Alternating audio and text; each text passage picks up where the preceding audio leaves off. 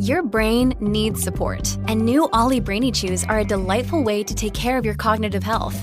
Made with scientifically backed ingredients like Thai ginger, L-theanine, and caffeine, Brainy Chews support healthy brain function and help you find your focus, stay chill, or get energized. Be kind to your mind and get these nootropic chews at ollie.com. That's OLLY.com. These statements have not been evaluated by the Food and Drug Administration. This product is not intended to diagnose, treat, cure, or prevent any disease. Look, Bumble knows you're exhausted by dating. All the, must not take yourself too seriously, and 6'1" since that matters, and what do I even say other than, hey? Well, that's why they're introducing an all-new Bumble, with exciting features to make compatibility easier, starting the chat better, and dating safer. They've changed, so you don't have to.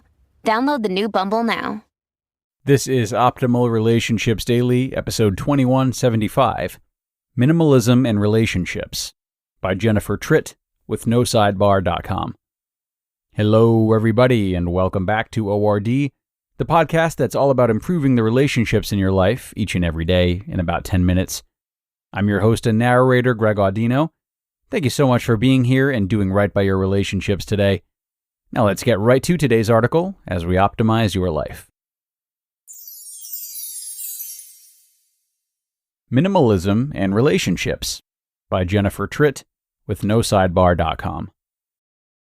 Good times with great people are a gift.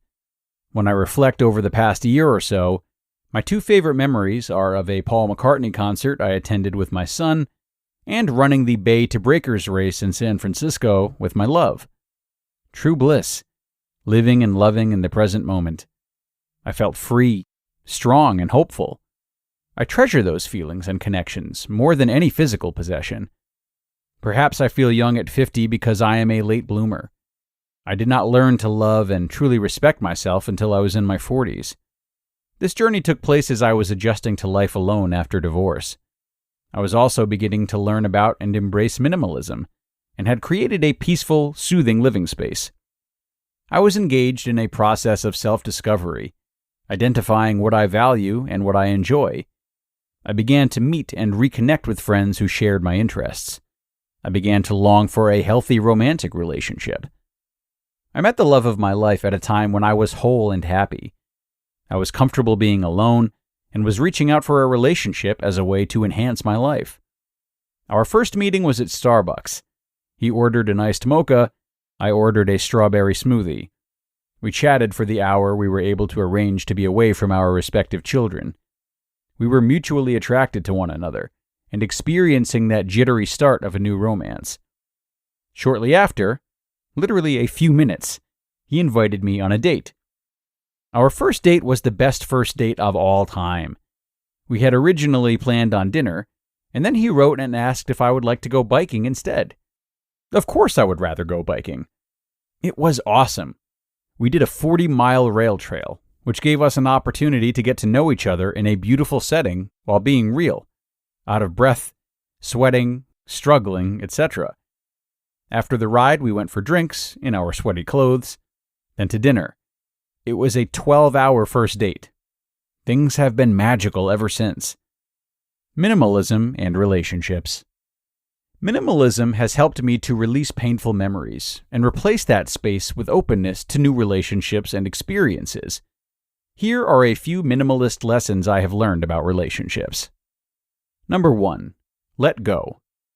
Societal expectations about marriage and family can be overwhelming.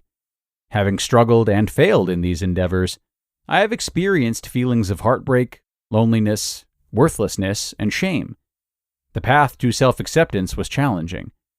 I had to learn to let go of the past. I acknowledged my poor choices and decisions. I moved forward with the insight those experiences had given me. I forgave. I recognize worry and do my best to release it. This is an ongoing process and requires awareness and effort. Decluttering my belongings and releasing the attached memories helped me to declutter my mind and heal my heart. Number 2. Less is more. I learned to stop surrounding myself with empty or superficial relationships in an effort to avoid loneliness. Those of us who have been divorced hold on to even fewer friends over the years due to awkwardness and social pressures. True friends, who were patient and loving, along with a good therapist, were invaluable to me. I treasure the few friendships that have endured over time. I eventually became more concerned about how I felt than how I appeared to others. Minimalism helped me to shed the layers, both physically in clothing and belongings, and emotionally in being stuck in the past and wrestling with guilt and painful memories. Number 3. Be real. Minimalism means authenticity over image. I am happy to have reached a point in my life where I am being true to myself. I believe I have become a more genuine, confident, and attractive person. I do not project an image, I show up. My love and I share experiences of divorce and its aftermath. We began our relationship with our cards on the table. Having both been judged harshly, we refrained from judging one another. We accepted one another, including past behaviors and choices, and dealt with residual pain. This unconditional love and understanding is what provides our strength as a couple. We had common ground and empathy for one another from day one. We help each other with parenting challenges and negotiations with exes.